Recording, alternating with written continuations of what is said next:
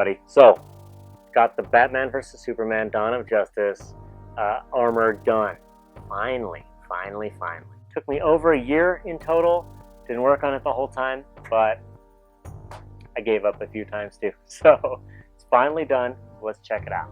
Oh, but wait, before I get to the final reveal, I want to show you, what I had to do to get to this point. So first, I had all the armor done, all the foam pieces were done of the armor except for the helmet, and I needed to coat it, seal it, and paint it and everything.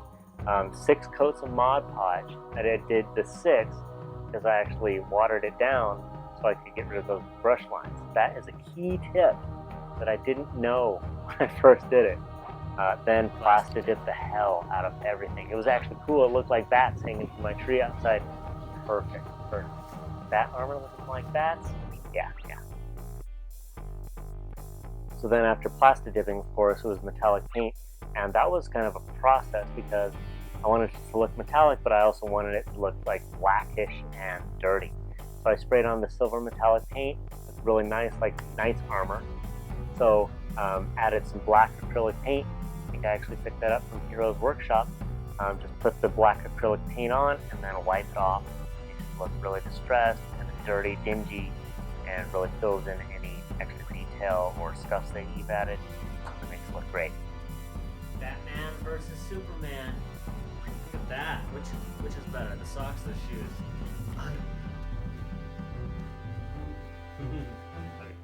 And then I roughed it up with a utility knife, the whole armor, basically to make it look like it'd been through some battle. It really turned out great. After I got the armor kind of painted and roughed up the way I wanted it to look, I realized that the gauntlet armor, or the gauntlet fins, and the calf fins, I guess, needed to be added. I had already made the gauntlet fins out of foam, but they didn't look awesome. They didn't look scary, they didn't look cool, they didn't look nice. Now that I had a 3D printer, when I had it printed out, 12 fins, right? Some for the legs, some for the gauntlets, roughed them up, got them looking a little distressed, put them in, huge difference. So after I got all the main armor done, I realized I needed to do gloves. Picked up some $10 cheap black gloves from Home Depot, and then I printed out all the rings, I printed out all the armor pieces separate, and then I painted them all and glued them together with CA glue, and they turned out really awesome. Then of course glued them on the gloves with hot glue and distressed them like crazy. More black acrylic paint, and they really look sweet. And then of course the mask, right? Gotta have the helmet. And that was a horrible pain to get sized. I watched Uncle Jesse, I watched all kinds of other 3D printer cosplay guys and ladies, and I still couldn't figure out how to size it right. I wasted a lot of filament trying to get it sized right, and I still don't think it's quite sized right. It's a little long and a little skinny, but I decided, you know what, I need to get this thing printed. So I printed out a bunch of pieces. This is actually an 8-piece helmet.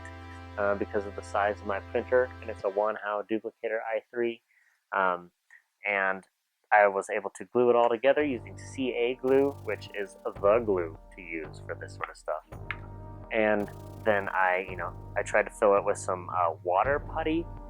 No, just use Bondo. Bondo it's Bondo for a reason, right? It was just so much nicer, went on so much better. I only had to do one layer of the Bondo, of that other stuff which wasn't working, and it came out great, right? And then more sanding, of course, cutting it up with a utility knife. You could see I kind of roughed it up a little bit, and just unevenness from the Bondo and from sanding really just makes it look rough, right? And then I painted it with that metallic paint, added the black acrylic, and that's just awesome distress look on the helmet, right? And then for the light up eyes, I'll link in the description, but they are just acrylic panels.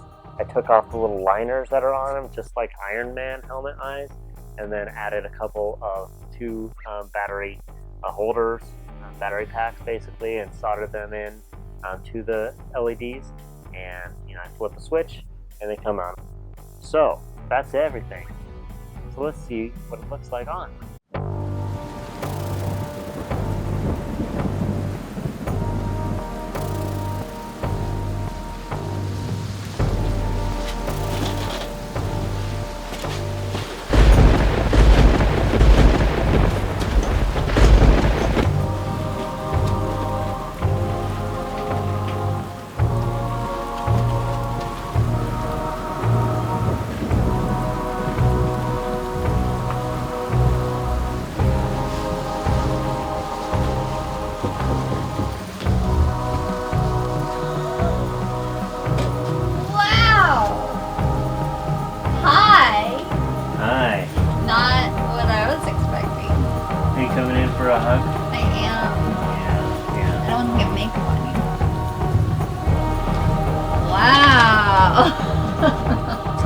Okay, so I hope you guys enjoyed this video. I know it was a little longer, but there was a lot to talk about.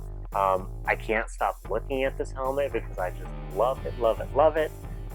You know, feel free to ask anything you want about the process in the comments. I'll be trying to share some pictures and stuff out on my Instagram. Definitely follow me there. That's where I post all my progress updates. And thanks again for watching. If your wife would make fun of you for, seeing you do this, then you should probably subscribe. And, Facebook it, Twitter it, tweet it, all that cool stuff, right? So if it's dark and it's night, then you'll want to check out this sort of stuff again, right? Oh, hey, thanks for watching.